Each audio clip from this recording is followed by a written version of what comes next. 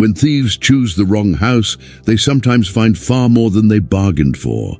Arthur Thompson wasn't just another war veteran living alone in a quiet suburban home in Ohio. His grey eyes carried the weight of 2 decades in the special forces in Afghanistan and Iraq, where he learned that survival depended on reading people's intentions before they even knew what they were. The scars on his hands told stories he never shared, and the silence in his home echoed memories he preferred to forget. Loneliness had become his only companion since he lost everything that truly mattered. The walls of his modest home held secrets even his closest neighbors couldn't imagine. By day, Arthur was just the quiet man who mowed his lawn with military precision and offered polite nods at the mailbox. But when darkness fell, he became something entirely different, a ghost chasing his own demons through nighttime routines that kept his mind sharp as a blade. The lights always going out at 9 o'clock weren't about saving electricity. They were part of a ritual few could understand. He had learned to see in the dark long before coming home. The 2-story house on Maple Street seemed like the perfect target for any inexperienced criminal. No visible security system, a well-kept yard too pristine for guard dogs, and that retired loner atmosphere that screamed easy victim to those who knew what to look for.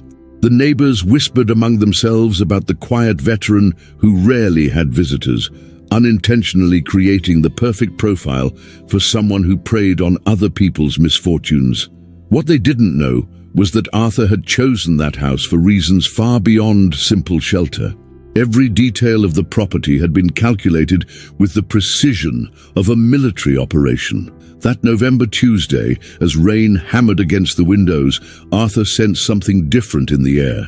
It wasn't paranoia, it was trained instinct recognizing patterns others would never notice. The car that passed his street 3 times, each time slowing in front of his house. The fresh footprints in the mud along the side yard that didn't match the mailman's. Small signs whispering a truth he knew all too well. The hunt was about to begin, but this time he wouldn't be the prey. The wrong house can be the last choice some criminals ever make. Danny Razor Martinez had spent 15 years breaking into other people's homes, and his instincts rarely failed him until that rainy night in Ohio. At 38, he led a small crew that specialized in low-risk, high-reward targets, always avoiding unnecessary confrontations that could complicate business. His nickname didn't come from violence, but from the surgical precision with which he planned each job, slicing through security systems like a blade through silk. The house on Maple Street looked like just another routine score in his successful criminal career. Mike Sullivan, the crew's silent giant, carried a backpack stuffed with tools that could open any lock made in the last 20 years. His muscles, built during years of construction work before discovering that crime paid better, were more for intimidation than actual violence.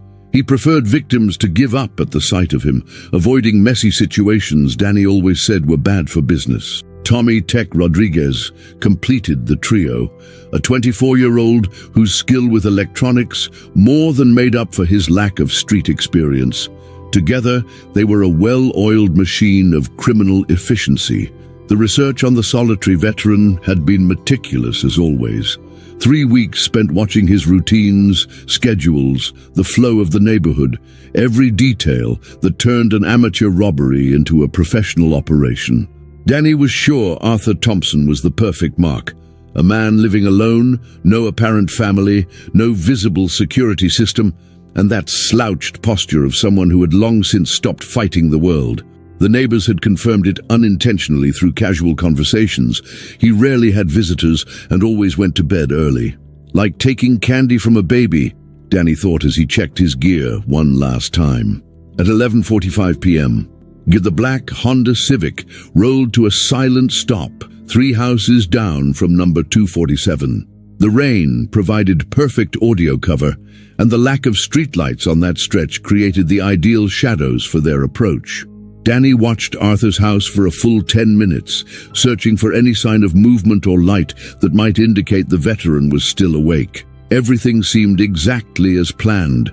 Dark windows, absolute silence, and that familiar sense that another flawless job was about to go down. But sometimes appearances can be fatally deceiving. When predators meet another predator, the game changes entirely. Arthur wasn't asleep when he heard the first whisper of metal against metal at the back door's lock. He was waiting. Lying in bed, fully dressed, boots laced, he had spent the past 2 hours mentally reviewing every inch of his house, every possible escape route, every tactical advantage the familiar terrain could offer.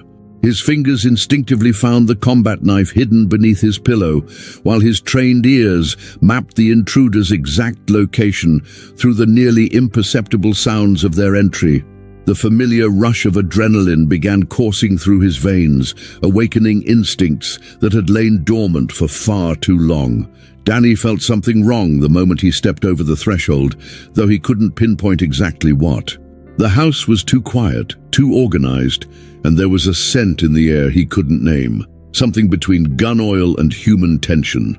Tommy managed to disable the rudimentary alarm system in under 2 minutes, confirming there was nothing sophisticated guarding the property. Mike was already sweeping the first floor with precise movements, avoiding the floorboards that might creak. Everything was going exactly as planned, yet the feeling that something was fundamentally off kept growing in Danny's mind like a tumor. Upstairs, Arthur moved like a ghost through hallways he knew in the dark, better than any intruder could in daylight. Every step was calculated, every breath controlled, every motion executed with the precision of 2 decades of military training in urban combat. He could hear the whispered voices of the 3 men below, plotting their positions with the practiced skill of someone who had tracked enemies in hostile territory for years. The quiet veteran the neighbors thought they knew had vanished, replaced by something far more dangerous, an elite soldier operating on home turf. The transformation was so complete that even he was surprised at how easily his old instincts returned. Mike was the first to see Arthur descending the stairs, and for a moment his brain refused to process what it was seeing. This wasn't the slouched, broken man they'd watched for weeks, but an upright, controlled, dangerous figure moving with a confidence that made the hair on the back of his neck stand up. The knife in Arthur's hands wasn't brandished threateningly. It was held in the perfect position for lethal use. And his eyes held something Mike had seen only once before, in a Vietnam veteran who had nearly sent him to the hospital during a bar fight. Danny understood instantly that they had made a terrible mistake, but it might already be too late to fix it. The line between hunter and prey can reverse in a matter of seconds when you break into the wrong man's house. Arthur stopped at the bottom step, letting the silence stretch like a taut wire ready to snap, while his eyes adjusted perfectly to the darkness that had long since become his ally. Danny felt cold sweat run down his spine when he realized the veteran showed no trace of fear or surprise, only an unnatural calm, infinitely more terrifying than any scream of panic. "You picked the wrong house," Arthur said, his voice low and controlled, carrying the weight of years of military command. Mike instinctively took a step back, his streetwise instincts whispering that he was standing before something far beyond his usual understanding of danger. Tommy, the youngest of the crew, was the first to crack under the psychological pressure, his hand trembling as he pointed a small pistol toward Arthur. "Just give us what we want, and nobody gets hurt, old man," he said, trying to sound threatening, but failing miserably to mask the shake in his voice. Arthur tilted his head slightly, as if assessing the competence of a rookie soldier, and a faint, almost imperceptible smile touched the corner of his lips, not of amusement, but of the professional recognition of a tactical advantage. Danny knew in that moment they were no longer in control of the situation, if they ever had been at all. The familiar feeling of being in charge had evaporated, replaced by something he hadn't experienced since his early days as a rookie criminal, the unsettling awareness that he was standing on someone else's battlefield. When a trained soldier decides to teach a lesson, the education can be lethal, Arthur moved with a speed that defied Tommy's ability to react, disarming him in one fluid motion that combined close-quarters combat techniques learned in training grounds where mistakes cost lives. The pistol flew across the room as if it had a will of its own, landing with a metallic thud that echoed through the house like a funeral bell. "First rule of urban combat," Arthur said calmly as Tommy rubbed his aching wrist. "Never point a weapon at something you don't intend to eliminate completely." Mike and Danny watched in stunned silence as the veteran demonstrated a level of skill that completely shifted the dynamics of the confrontation. The room's temperature seemed to drop several degrees as Arthur began circling the three intruders like a predator studying its prey. His steps were silent, calculated, creating a hypnotic pattern that forced the criminals to constantly readjust their defensive positions. "You did your research, didn't you?" he asked rhetorically, his voice carrying a genuine curiosity that was more disturbing than any direct threat. Lone veteran, no security system, quiet neighborhood. Must have seemed like winning the lottery. Danny felt a chill run down his spine when he realized Arthur wasn't just speaking. He was revealing that he knew exactly what they had done, as if he had been watching the watchers. Realizing you're trapped can be far more terrifying than any direct threat. Danny gave Mike an almost imperceptible signal, and both began moving simultaneously toward the back door they had entered through. But Arthur simply shook his head with that same unsettling smile. "I wouldn't do that if I were you," he said calmly, pulling a small remote from his shirt pocket. The sound of electronic locks engaging echoed through the house like warning shots, followed by the distinct hum of a security system far more sophisticated than anything Tommy had detected. Danny's stomach sank as he understood that the house's appearance of vulnerability had been carefully constructed to attract exactly the kind of people they were. Mike rushed to the living room window, desperately trying to find another escape route, only to discover that every window had been fitted with retractable security bars that had deployed automatically. "That's impossible," Tommy muttered, frantically checking his electronic detection gear, which had completely failed to identify the property's true level of security.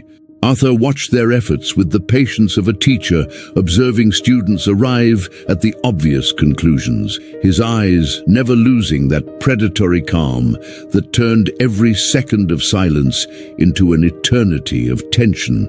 The house that had seemed like an easy target had revealed itself to be a perfectly designed trap, and they were the rats who had run straight into it. The most terrifying truth is realizing you never had a choice to begin with.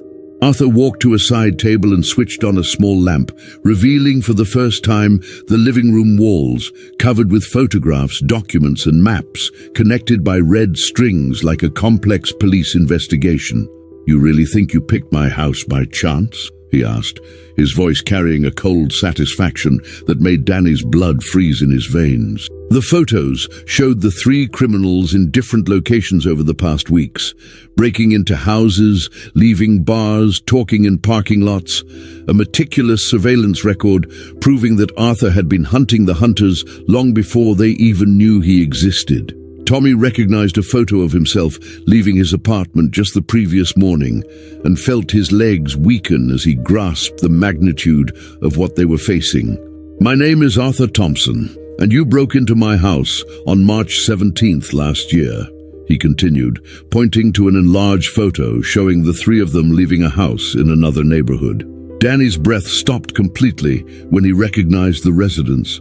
A seemingly insignificant job months ago, just another routine operation in his criminal career.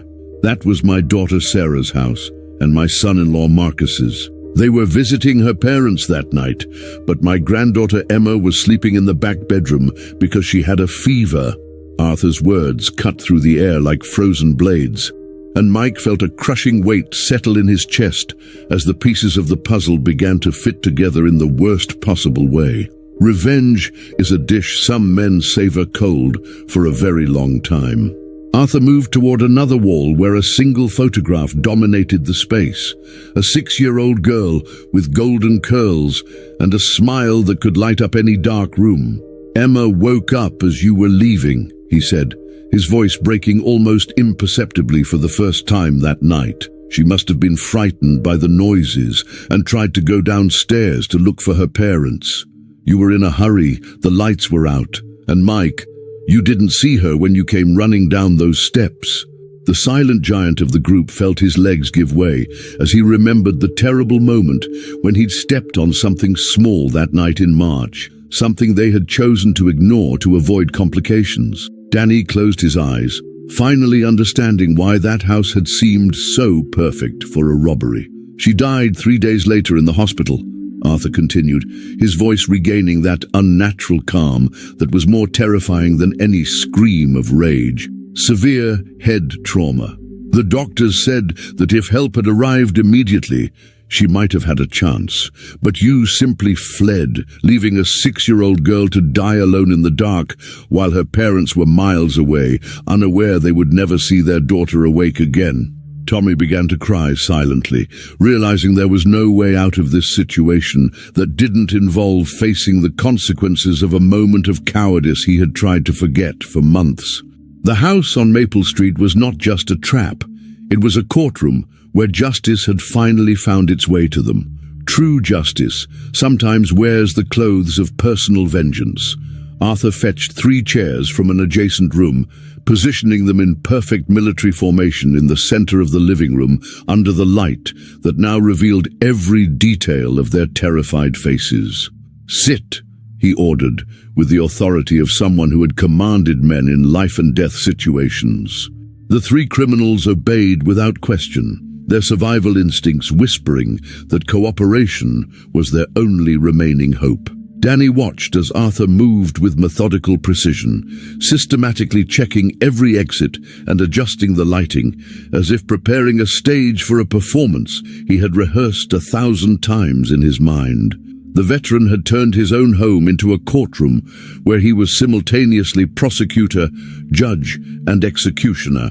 "You have 2 choices," Arthur said, standing before them like a general addressing defeated troops. "The first is that I call the police right now, and you spend the rest of your lives knowing you escaped the real consequences of what you did to Emma.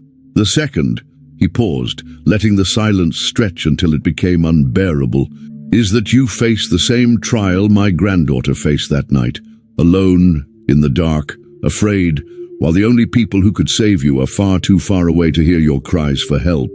Mike began to tremble uncontrollably as he realized Arthur wasn't making empty threats. He was genuinely offering them the same options they had inadvertently given an innocent child 6 months earlier. The most surprising ending is sometimes the one that reveals the true nature of human justice. Arthur walked slowly to the landline phone on the wall, his fingers hovering over the numbers as the 3 men watched in absolute silence, knowing that every passing second could determine their fate. "I've spent 6 months planning this moment," he said, slowly dialing 911. "6 months imagining every way to make you feel the same pain Emma felt. 6 months becoming the monster you created that night in March." The call connected, and the dispatcher's voice echoed through the silent room like an angel announcing salvation. Danny closed his eyes, feeling tears of relief mixed with shame roll down his face as Arthur calmly reported the situation to the authorities. "But you know what I realized during all these months of preparation?" Arthur asked after hanging up, looking each of the 3 men directly in the eyes. "Emma wouldn't have wanted this. She was too sweet, too pure to want anyone to suffer, even the people who unintentionally caused her death. She would have forgiven you, because that's how we raised her."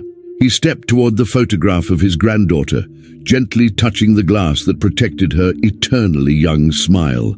"So I choose to honor her memory in the only way she would approve, by letting real justice, not my thirst for revenge, decide what happens to you." The sound of police sirens could already be heard in the distance, carrying an ending none of them had anticipated, on a night that began as a simple crime and transformed into a lesson about the difference between vengeance and true justice.